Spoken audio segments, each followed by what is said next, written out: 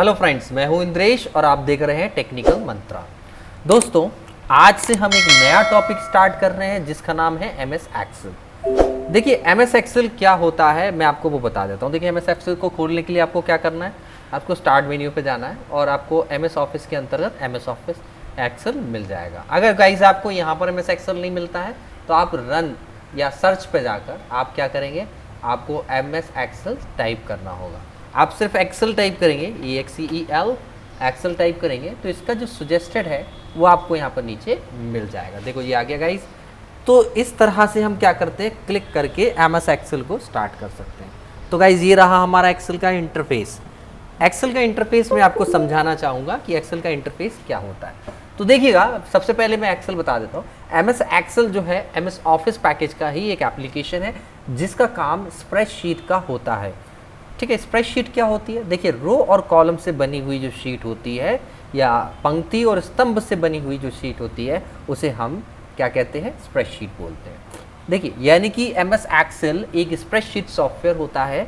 ठीक है, MS Excel जिसका इसे क्या बोलते हैं, स्प्रेडशीट सॉफ्टवेयर होता है। जैसे ही आप स्टार्ट करते हो तो ये हमारी एक बुक, देखिए ये वर्क बुक हमारी ओपन हो जाती है। ये वाइज ये कहलाती है वर्क बुक। क्या कहलाती है? वर्क बुक कहलाती है। एक वर्क बुक के अंदर बहुत सारी शीटें होती हैं, जैसे शीट 1, शीट 2, शीट 3। आप इसको ऐड कर सकते हो शीटों को। ठीक है ना, तो अलग अलग शीटों को हम ऐड भी कर सकते हैं। तो गाइस, मैं आपको यहाँ बता रहा हूँ एमएस एक्सेल के बारे में। मैंने आपको बताया कि एमएस ऑफिस पैकेज के अंदर एमएस एक्सेल आता है। एक्सेल एक स्प्रेडशीट सॉफ्टवेयर होता है। ठीक है, जब हम किसी एप्लीकेशन एमएस एक्सेल एप्लीकेशन को खोलते हैं तब वहाँ पर हम एक वर्क बुक को ऐड करते हैं। वर्क बुक कह सकते हैं, a collection of sheet is called work book. यानी कि वर्कशीट का जो समूह होता है वही क्या कहलाता है, वर्क बुक कहलाता है। ठीक है, जो हमारी शीट होती है उनका जो कलेक्शन है वो क्या है, हमारा वर्क बुक है। तो एक वर्क बुक के अंदर ढेर सारी सीटें हो सकती हैं। ठीक है ना। तो गाइस देखिए, यहाँ पर हम क्या कर इंटरफेस के बारे में बताते हैं आपको। तो सबसे पहले आपको समझना पड़ेगा स्प्रेडशीट होती क्या है। देखिए, जब भी आप एमएस एक्सेल को उठाएं, ठीक है, जब भी एमएस एक्सेल को खोलेंगे तब आपने देखेंगे कि यहाँ पर जो हमारा ये जो दिख रहा है रो, उसमें आपको ABCD ABCD देखने को मिल रही है। ठीक है ना। आप इसको आगे करते जाएंगे, ये क्या होगा, Z खत्म होने के बाद अब A कांस्टेंट हो जाएगा। यहाँ देखिए AA AB AC AD, जब ये खत्म हो जाएगा तो फिर B कांस्टेंट होगा, फिर ABCD चलेगा। इस प्रकार एमएस एक्सेल के जितने भी कॉलम हैं वो यहाँ पर दिखते हैं। रो जो है वो 1 2 3 4 5 से रिप्रेजेंट करती है। ठीक है ना। तो अब देखिएगा, यहाँ पर अगर जाएंगे तो एक रो, देखिए ये जो है एक पंक्ति, इसे हम रो कहते हैं। एक पंक्ति जिसे हम रो कहते हैं, और यहाँ पर एक कॉलम जिसे हम हिंदी में स्तंभ कहते हैं। यानी कि अगर आप एक कॉलम को सिलेक्ट करोगे, ये हमारा पूरा कॉलम है जिसे हम J बोल सकते हैं। ये हमारा पूरा कॉलम है जिसे हम K बोल सकते हैं। ये हमारी रो है जिसे हम 5th रो बोल सकते हैं। ये 15th रो है, ये फर्स्ट रो है। ठीक है ना। तो याद रखिएगा, रो और कॉलम का इंटरसेक्शन, बिल्कुल ध्यान समझिए, ये रो और ये कॉलम का इंटरसेक्शन ही क्या कहलाएगा। ये देखिएगा गाइस, अगर आप देख पा रहे होंगे तो यहाँ जो बीच में जो इंटरसेक्शन आ रहा है, इधर पे जो इंटरसेक्शन आ रहा है वो क्या कहलाएगा हमारा, वो कहलाता है सेल। रो और कॉलम का इंटरसेक्शन ही सेल कहलाता है। ठीक है ना। और याद रखिएगा, एमएस एक्सेल के अंदर हर एक सेल का अपना एक एड्रेस होता है। एमएस एक्सेल में हर एक सेल का अपना एक एड्रेस होता है। ठीक है, वो एड्रेस देखो बाय डिफ़ॉल्ट भी होता है और यूज़र डिफाइंड भी होता है। बाय डिफ़ॉल्ट भी होता है और यूज़र डिफाइंड भी होता है। दोनों के बारे में हम चर्चा करेंगे। अब देखिएगा, सपोज दैट मैं इस सेल को मैंने सिलेक्ट किया है। ये सेल जो है, अब इसका अगर हम एड्रेस पता करेंगे तो कैसे करेंगे, F और 3। तो इस सेल को हम बोल सकते हैं कि ये F3 सेल है। Is that clear? ये क्या है, ये एक F3 सेल है। ठीक है ना। इसको हम दूसरी तरीके से भी लिख सकते हैं, जिसे बोलते हैं अपन लोग $F $3। ठीक है ना। तो इसको हम दो तरीके से रिप्रेजेंट कर सकते हैं। तो चलिए देखिए कैसे करेंगे। अब जैसे सपोज कीजिए ये क्या है, ये गाइस A1 है, क्या है A1 है। मैं यहाँ आकर मैं इक्वल्स टू A1 लिखूँगा तो A1 हमारा क्या होगा, हाईलाइट हो जाएगा। A1 क्या होगा, हाईलाइट हो जाएगा। देखिएगा क्यों, क्योंकि हमने इसको इंडिकेट किया हुआ है। अब हम इसको दूसरी तरह से रिप्रेजेंट करते हैं, $A$1। अब अगर देखेंगे तो तब भी ये रिप्रेजेंट हो गया, यानी कि हमें वो बता रहा है कि A1 ये है, ठीक है ना। तो यहाँ पर हम क्या सीखा, हमने ये सीखा कि हर एक सेल का अपना एक एड्रेस होता है और वो एड्रेस बार पे शो करता है। ये देखिए E1, यहाँ देखिए E1 लिखा हुआ है। ये क्या है G1, देखिए G2 है, ये G1 है, G1 लिख के आ रहा है। इस प्रकार आप यहाँ पर एड्रेस बार में देख सकते हो। दूसरा होता है user define address. Guys user define address क्या होता है, देखिए जब हम कोई भी एड्रेस को खुद से डिनोट करते हैं, सपोज कीजिए आपको A1 को A1 नहीं बोलना, ठीक है, A1 को A1 नहीं बोलना, आपको बोलना है फर्स्ट वैल्यू। क्या बोलना है, फर्स्ट वैल्यू। आप A1 को सिलेक्ट कीजिए, यहाँ पर आप लिखिए FIRST फर्स्ट वैल्यू, ठीक है ना। तो अब इसका नाम A1 की जगह फर्स्ट वैल्यू हो गया, ठीक है ना। इसका नाम B1 का नाम हमें क्या रखना है, सेकंड वैल्यू, ठीक है ना। तो B1 का नाम सेकंड वैल्यू हो गया। देखिए आप देखेंगे तो यहाँ पर देखिए A1 तो आ रहा है, लेकिन उसके साथ साथ उसका वेरिएबल नाम आने लगा है।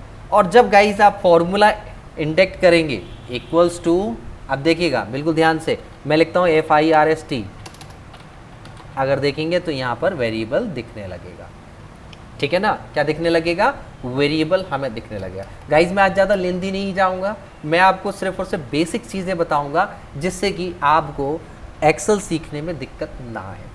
मैं मानता हूँ ये टॉपिक बहुत ही ज़्यादा डिफ़िकल्ट होता है, लोगों को देर में समझ में आता है, कुछ लोग ऐसे होते हैं जिनको समझ में नहीं आता है। लेकिन गाइज अगर आपने ये पूरी सीरीज़ देख ली, मैं आपको 100% श्योरिटी देता हूँ कि आप एक्सेल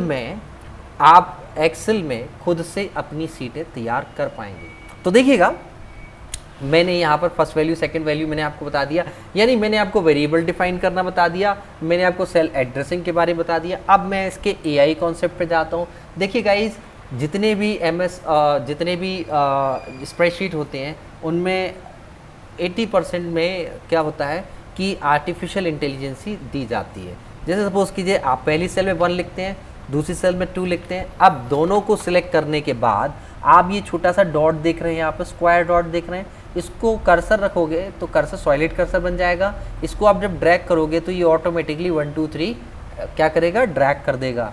अब यहाँ पर अगर आप 2 लिखते हो, यहाँ 4 लिखते हो, अब MS एक्सेल को पता है कि आपके इन दोनों के बीच में 2 का अंतर है, तो जब आप ड्रैग करोगे तो वो 2 के अंतर में सारी वैल्यूज़ को क्या करेगा, प्रिंट करेगा। जैसे 2 4 6 8 10 12 14 16, ठीक है। तीसरा अगर आप उठाते हो, ठीक है, तीसरे में देखिएगा क्या होता है, आप 3 3 का गैप करते हो, 3 और 6 देते हो, अब उसके बाद सिलेक्ट करते हो, ठीक है, तो देखिएगा 3 3 का गैप आपको मिल जाएगा। लेकिन ऐसी कोई सीरीज़ जिसमें कोई गैप ना हो, जैसे 1 है फिर 5 है और उसके बाद 2 है, ठीक है ना। अब यहाँ पर कोई भी सीक्वेंस नहीं बन रहा, आप जब इसको खींचोगे तो यहाँ पर देखिएगा वो उसको एवरेज बनाकर निकालेगा, एवरेज निकाल कर वो बना के आपको फिट कर देगा। तो याद रखिएगा ये हमारे उस पर नहीं चलता है, ये सारे के सारे उनकी एल्गोरिथम्स के हिसाब से चलता है, ठीक है ना। तो नेक्स्ट देखिएगा आप कैरेक्टर फंक्शंस में भी ले सकते हो, कैरेक्टर फंक्शंस में भी ले सकते हो। आपको कैसे लेना है देखिएगा, अगर आप SUN संडे लिखते हो, SUN लिखते हो, उसे पता है ये संडे है, MON लिखते हो, वो मंडे की तरह ऑक्यूपाई करेगा। अब उन दोनों को सिलेक्ट करके जब आप ड्रैग करते हो ना, तो ये ऑटोमेटिकली क्या देता है, इस तरह से ले लेता है संडे मंडे ट्यूसडे। अब जैसे अगर आप डेट एंड टाइम में लेते हो, जैसे मैंने लिखा, देखिए एक चीज़ आपको बिल्कुल ध्यान रखना है, नीचे डेट का फॉर्मेट देखिए, यहाँ पर क्या है MMDDYYY है, तो सबसे पहले मंथ है, सबसे पहले क्या है, मंथ है, तो मैं मंथ लिखूँगा, 12 से आगे नहीं लिखना। मैंने लिखा 5 फिर उसके बाद मैंने तारीख लिखी, मैंने 15 तारीख लिखी और उसके बाद 2019 लिखा मैंने, बिल्कुल ध्यान से समझिएगा। 5/15/2019 मैंने फिर से लिखा 5/16/2019, ठीक है ना। तो दोनों को सिलेक्ट करके अब मैं ड्रैग करूँगा तो क्या होगा, देखिएगा 16/17, अब देखिए 5/15, 5/16, 5/16, 5/16, 5/17। अब देखिए यहाँ पर बीच में 2020 नहीं आया था, इसलिए उसने गड़बड़ कर दी, क्योंकि देखो हमने कहा आपसे एल्गोरिदम पे काम करता। मैंने लिखा 16 कर देता हूँ मैं, 16/2020, ठीक है। अब जब गाइज इसको आप सिलेक्ट करेंगे और इसको आप ड्रैग करेंगे तो आप देखेंगे 16, 17, 20, 23 और आप देखें 30 के बाद उसने ख़त्म कर दिया, क्योंकि उसे पता है कि देखिए 5th मंथ यानी मई में 30 डेज होते हैं, उसके बाद उसने 6/1/2029 कर दिया। अब यहाँ पर एक चीज़ और देखिए, मैंने यहाँ 19 लिया था, मैंने यहाँ 20 लिया था, उसने यहाँ पर क्या किया, ये 21, 22 ले लिया। अगर मैं यहाँ पर 19 करता, ठीक है ना, यहाँ पर मैं 19 करता तो यहाँ पर कुछ और होता। देखिए कैसे, अब देखिए गाइज 5/15, 5/16, 5/17, 18, 19, 20, 31 तक लिया और उसके बाद 6/1/2019। यहाँ पर गाइज 19 है, यहाँ पर भी गाइज क्या है, 19 है। तो इस तरह से सारा आर्टिफिशियल इंटेलिजेंसी के तौर पर काम होता है, ठीक है ना।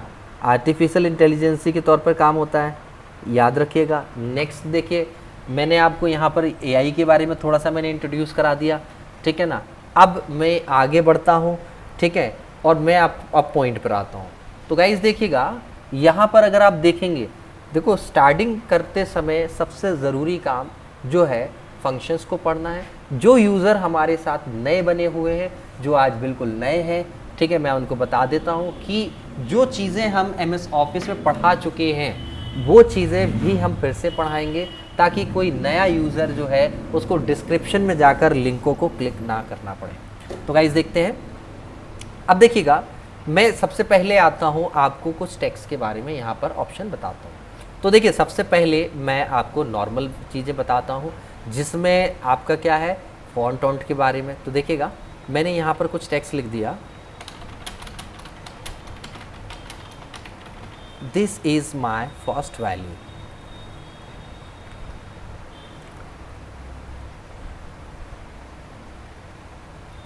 ये मैंने लिखा this is my first value. अब देखिए यहाँ पर आपको सिर्फ और सिर्फ पहले क्या होता था, टेक्स्ट को सिलेक्ट करना होता, आप सेल को सिलेक्ट कीजिए और फॉन्ट को अप्लाई कर सकते हैं, देखिएगा, ठीक है। इसके बाद आपका नेक्स्ट आता है फॉन्ट का साइज़, आपको कितना साइज़ रखना है, आप बड़ा छोटा जैसा करना है कर सकते हैं, ठीक है ना। थर्ड जो आता है हमारा, वो इंक्रीज़ करने के लिए और डिक्रीज़ करने के लिए होता है, यानी ग्रो करना और स्विंग करना, ठीक है। ये लिमिट है इसकी, देखिएगा, इसके आगे वो नहीं बढ़ाएगा, ठीक है ना। तो मैंने एक यहाँ पर साइज़ ले लिया। इसके बाद आता है बोल्ड करना। बोल्ड मतलब डार्क करना, गहरा करना होता है। इटैलिक मतलब तिरछा करना होता है। अंडरलाइन मतलब नीचे अंडरलाइन डालना होता है। अंडरलाइन पे जाएंगे आप, डबल अंडरलाइन भी, सिंपल अंडरलाइन भी कर सकते हैं और डबल अंडरलाइन भी कर सकते हैं, ठीक है ना। अब यहाँ यू था, वहाँ डी आ जाएगा। नेक्स्ट है हमारा, देखिएगा, मैं अंडरलाइन को हटा देता हूँ। अब यहाँ पर बॉक्स अगर आप सेलेक्ट करते हो, जैसे मैंने ये इतना सेलेक्ट कर लिया और इस पर आकर मैं बॉर्डर देता हूँ ऑल, तो सारे बॉर्डर्स आ जाएंगे। अगर आप बॉर्डर पे क्या करते हो, नो बॉर्डर करते हो, जितना आप सिलेक्ट करोगे, मैंने पूरा सिलेक्ट कर दिया और यहाँ आने के बाद मैं नो बॉर्डर करता हूँ तो बॉर्डर हट जाएगा। देखिए, नो बॉर्डर करने पर मैंने सिलेक्ट नहीं किया इसलिए नहीं हटा, आप सिलेक्ट करेंगे तो हट जाएगा। देखिए, नीचे का मैंने सिलेक्ट नहीं किया था इसलिए गाइस नहीं हटा, ठीक है।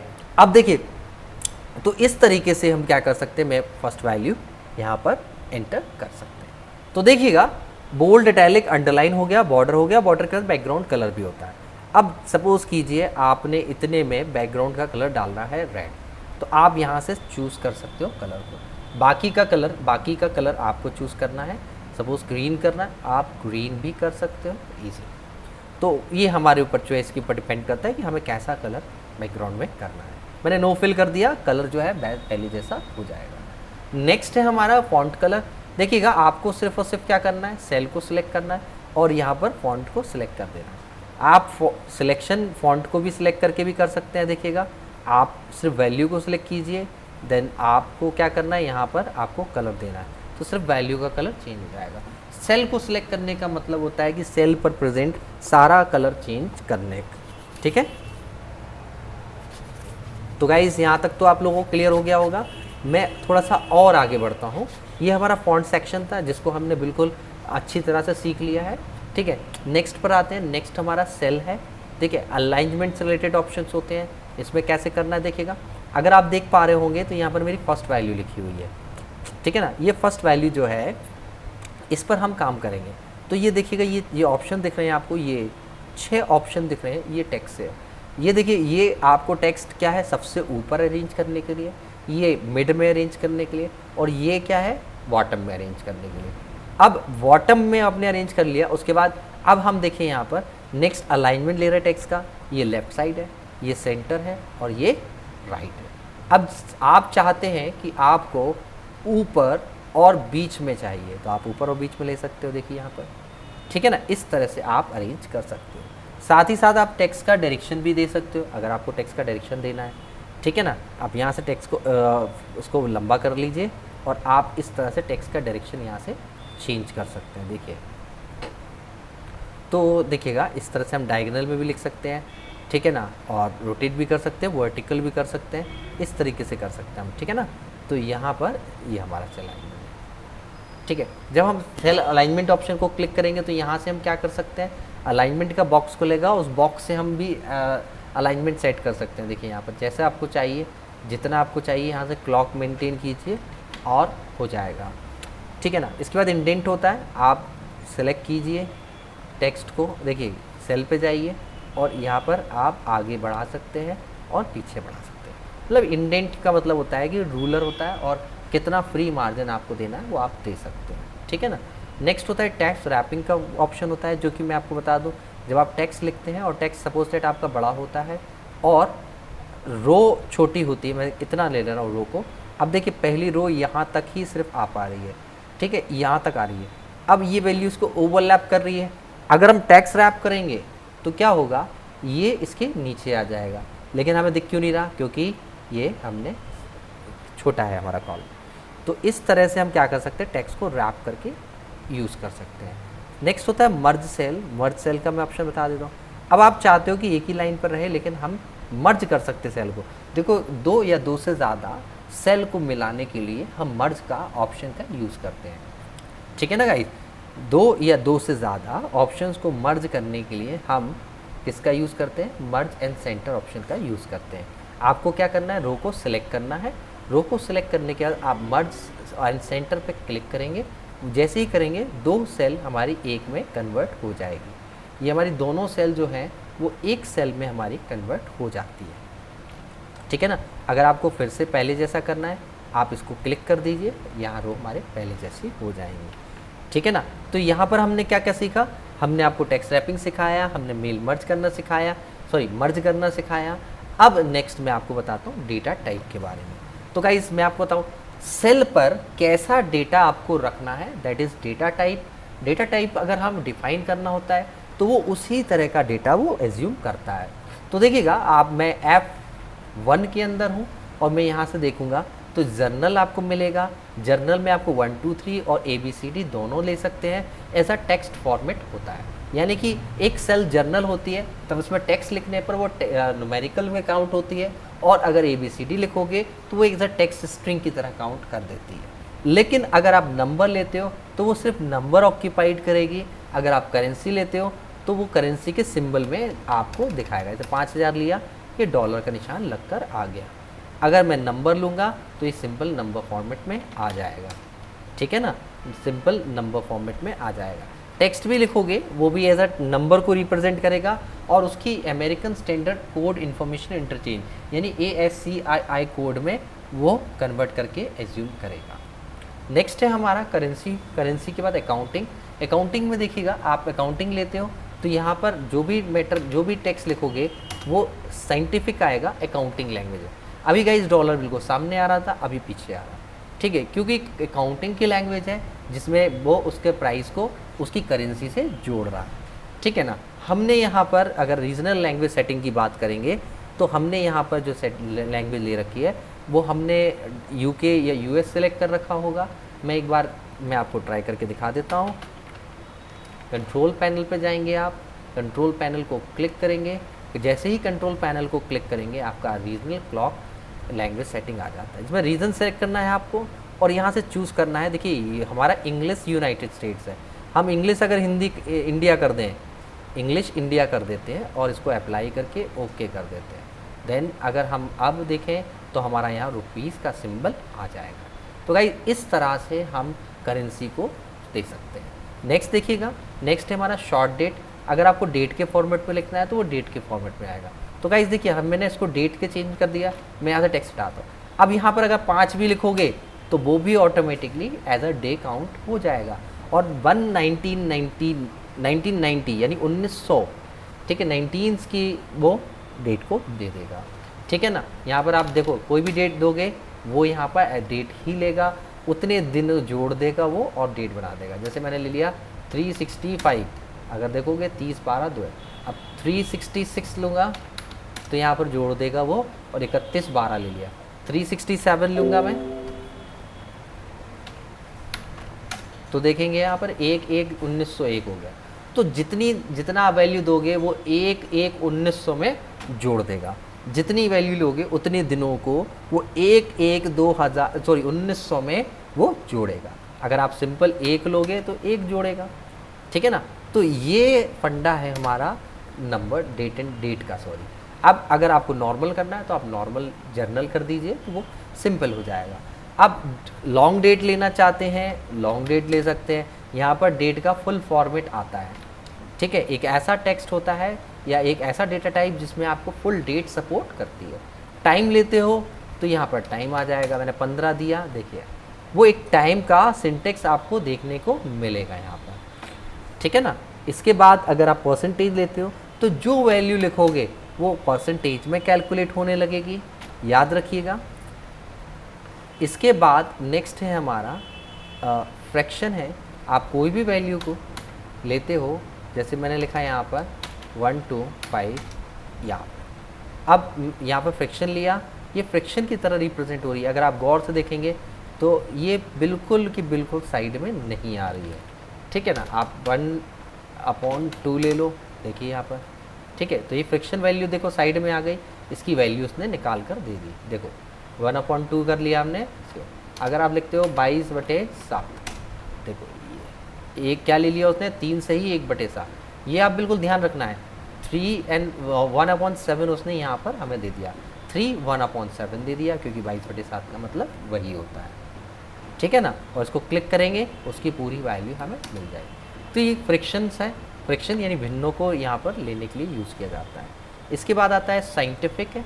साइंटिफिक है जैसे आप 10 लेते हो, ये साइंटिफिक भाषा में आ जाएगा। ये गाइज ये फॉर्म जो होता है ये मेंटिसा फॉर्म है, जिसमें E+101 जिसे बोलते हैं 1 × 10⁻1। अगर आप देखो 10 लिया आपने, अगर आप लेते हो कितना 25.22, ठीक है, नहीं पॉइंट नहीं लगा रहा हूँ मैं, 2.22000000। अब ये क्या आ जाएगा, देखो 1 2 3 4 5 6 7 8 9 10 11। तो 25.22 × 10⁻, यानी 25.22 E+11। देखो 2.52। अब देखो मैंने 2.5 लिया था, इन्हें 2.52 ले लिया। तो इस तरीके से हम यहाँ पर ले सकते हैं, एक जीरो को इन्हें यहाँ पर और बढ़ा दिया, ठीक है ना। तो ये इसका एक्सपोनेंट फॉर्म है जिसमें उन्होंने वो रिप्रेजेंट कर देता है। आप साइंटिफिक में भी ले सकते हो, ठीक है। और टेक्स्ट लेते हो तो सिंपल टेक्स्ट हो जाता है। अगर आप नंबर भी लिखोगे तो वो एक टेक्स्ट फॉर्मेट में एरर जनरेट करेगा, जिसमें वो कहेगा कि भाई आप इसमें न्यूमेरिक वैल्यू नहीं ले सकते हो या आप अर्थमेटिक्स नहीं करा सकते हो, क्योंकि अर्थमेटिक्स करने के लिए एक न्यूमेरिक वैल्यू चाहिए होती है। और 5 एक कैरेक्टर वैल्यू है जो कि 5 की तरह रिप्रेजेंट करेगी। अगर आप 2 कैरेक्टर वैल्यू को जोड़ते हैं, जैसे 5 और 1 को जोड़ते हैं, एक कैरेक्टर वैल्यू 5 है और एक 1 है, दोनों को जोड़ेंगे 51 हो जाएगा। वो 5 और 1 कर देगा, 2 कैरेक्टर स्ट्रिंग को जोड़ेगा, ना कि उनमें अर्थमेटिक करेगा, ठीक है ना। इसके बाद मैं ये ऑप्शन जल्दी से आपको और बता देता हूँ जिससे आपको दिक्कत ना हो। तो देखिएगा यहाँ पर मैंने 5000 लिखा। अब 5000 लिखने के बाद अगर आपको कोई लैंग्वेज जैसे रुपी का सिंबल, ठीक है, डॉलर का सिंबल, यूरो देना है आपको, तो जो भी देना है आप यहाँ पर दे सकते हैं। यूरो आ गया आपका, येन देना है, येन आ गया, तो इस तरीके से आप दे सकते हो, कोई इशू नहीं उसमें, ठीक है। इसके बाद आपका है नेक्स्ट है हमारा परसेंटेज है। मैं यहाँ पर रुपये का सिंबल ले लेता हूँ, अकाउंटिंग हटा के साइंटिफिक या जनरल कर देता हूँ।